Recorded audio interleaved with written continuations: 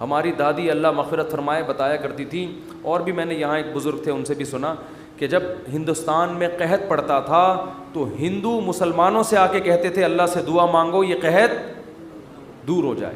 تو جب سخت مصیبت آتی ہے، میں نے ایک دفعہ جہاز میں سفر کر رہا تھا تو کراچی سے ہم پتہ نہیں اسلام آباد یا لاہور، تو کیا ہوا ہے جہاز میں اکثر لبرل قسم کے لوگ بیٹھے ہوتے ہیں، اکثر، زیادہ تر نہیں، اکثر جو اللہ کو ذرا کم ہی یاد کرتے ہیں، ذرا ماڈرن قسم کے لوگ ہوتے ہیں نا. جہاز میں پیسہ ہوتا ہے تو ورنہ وہ ٹرین سے، نیک آدمی ہوتا تو ٹرین سے جا رہا ہوتا نا، یا بس سے جا رہا ہوتا بیچارہ، چھت پہ بیٹھ کے جا رہا ہوتا. پیسہ آتا ہے تو دین اکثر چلا جاتا. تو اکثر جہاز میں دیکھا ہے لبرل، ایئرپورٹ پہ ہی اسٹائل پتہ چل جاتا ہے. تو ہم جا رہے ہیں، ہمیں کراچی سے جہاز چلا ہے، راستے میں کہیں موسم خراب، تو ہلکے پھلکے 2-3 جھٹکے آئے جہاز کو. میں نے تو لیپ ٹاپ نکالا، وصیت کو اپڈیٹ کر دیا نا. ٹھیک ہے، تو میرے پاس ہر وقت وصیت نامہ رہتا ہے کہ کوئی بھی ایسی بات ہے وہی لکھ دو.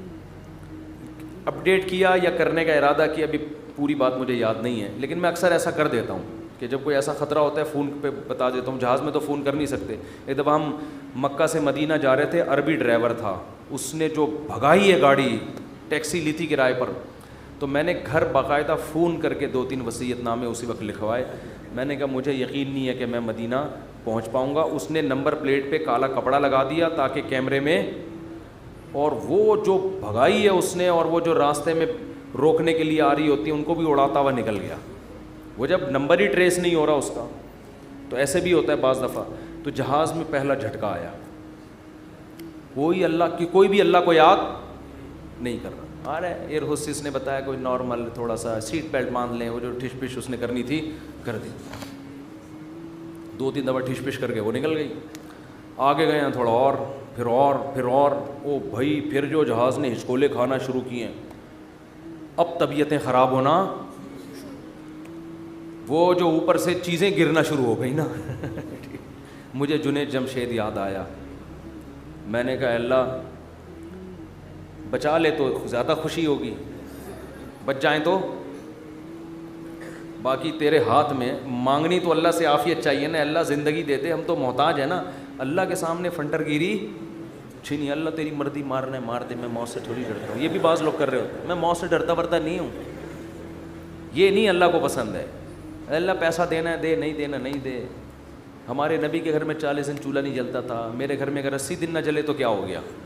اللہ کو تو محتاجی پسند ہے بھائی، گڑ گڑاؤ، مانگو اس سے. تو میں نے بھی دعا مانگی اللہ اس مصیبت سے ہمیں نجات دے دے. لیکن ویسے ایک آپ کو بات بتاؤں، جہاز کی موت ہوتی بہت آسان ہے، اس میں زیادہ ٹینشن لینے کی ضرورت نہیں ہے. کیونکہ ٹرین سے آدمی ٹکراتا ہے نا، پتہ نہیں کون سی کدھر سے جا کے کٹے، کون سا سر پچ کے. بس میں جائے ٹانگ پھنس گئی کھڑکی میں، بہت بھیانک موت ہے. جہاز میں ایسی موت ہوتی، میں نے تو جہازوں کے انجینئروں سے بھی دوستی ہے، پائلٹوں سے بھی. وہ کہتے ہیں جہاز میں آپ بیٹھے ہوئے ہیں، فوراً پہنچ گئے دوسرے جہان میں. وہ جو تھوڑی میں تھوڑا ہل رہا ہے اس کا تو خطرہ ہوتا ہے کہ یہ ہو کیا رہا ہے ہمارے ساتھ. لیکن جب ٹکراتا ہے نا، اللہ نہ کرے، تو یا جیسے ہی اس کی اسپیڈ کم ہوئی یا کسی سے ٹکرایا تو ہماری کھوپڑی ہمارے تن سے فوراً سے پہلے جیسے سر قلم کر دیا کسی کا، تو ایک دم مر جاتا ہے. اس لیے زیادہ ٹینشن نہ لیا کریں. تو اب وہ جب ہلنا شروع ہوا تو شروع میں تو لوگ انجوائے کر رہے ہیں بھائی، کوئی اخبار پڑھ رہا ہے، کوئی کیا کر رہا ہے، کوئی ویڈیو گیم کھیل رہا ہے، کوئی فلم دیکھ رہا ہے، جو بھی موبائل پہ لگے ہوئے ہیں. جب زیادہ ہلنا شروع ہوا ہے نا تو اللہ اللہ کی آوازیں آنا شروع. میں نے کہا اب دیکھو یہ انسان کتنا نالائق ہے. اللہ نے اتنے جھٹکے دیے، اب بول اللہ نہیں، ابھی تک نہیں. اخبار، پب جی، یہ سب چیزیں چل رہی ہیں. وہ جب چیزیں گرنا، وہ ایئر ہوسٹس وہ جو پانی وانی لے کر آتی ہے نا، وہ بھی دھڑام سے ادھر کو نیچے. جب اتنی حالت ہوئی ہے، وہ ایئر ہوسٹس بولے ایکچولی کچھ بھی نہیں، کچھ بھی نہیں، کچھ بھی نہیں. لوگوں کو پتہ ہے کہ ان کو تو یہ سکھا کے بھیجا جاتا ہے کہ کچھ بھی ہو جائے آپ نے بولنا ہے کہ کچھ نہیں ہوا، کیونکہ ان کو تو تنخواہ اس چیز کی مل رہی ہے نا.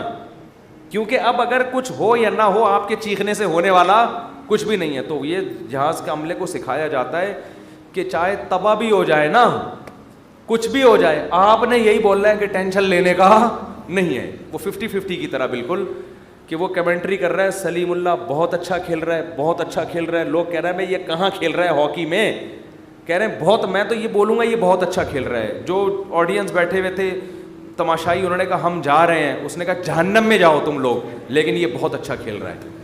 پھر پیچھے دکھایا کہ اس کے کسی نے بندوق رکھی ہوئی ہے, یہاں پہ بندوق رکھی ہوئی. تو ایئر ہوسٹس نے تو یہی بولنا ہے کہ نارمل ہے, کچھ بھی نہیں, اس کو ٹریننگ دی جاتی ہے اس کی, کیونکہ اگر لوگ چیخیں گے چلائیں گے تو پہلے ہی جہاز تباہ ہونے کا خطرہ ہے نا, پائلٹ پہ کو ٹینشن دیں گے لے جا کے. تو اب کیا ہے کہ جی وہ جب 2 گھنٹے میں زیادہ ہی ہو گیا, اب چیزیں گرنا شروع ہو گئیں, تو پھر سب کو اللہ یاد آنا شروع, پھر لا الہ الا اللہ, پھر لا الہ, ختم نبوت کا عقیدہ زندہ باد, کوئی بھروسہ نہیں تھا, تحفظ ختم نبوت کے نعرے لگنا شروع ہو جاتا. مجھے بڑی عبرت ہوئی, میں نے کہا دیکھو انسان کتنا کمزور ہے, 2 منٹ لگتے ہیں اس کی ہوا نکلنے میں, فنٹر گیری ختم ہونے میں کتنے 2 منٹ, ورنہ کیسے 3 پیس سوٹ ٹائی میں ایسا فنٹر بن کے بیٹھا ہے. تھوڑی دیر پہلے کوئی مولوی اس کو آ کے بولتا ابے کبھی اللہ کا نام بھی لے لیا کرے گا, دفعہ یہاں سے, تم لوگ کو اللہ اللہ کے علاوہ کچھ آتا ہی نہیں ہے.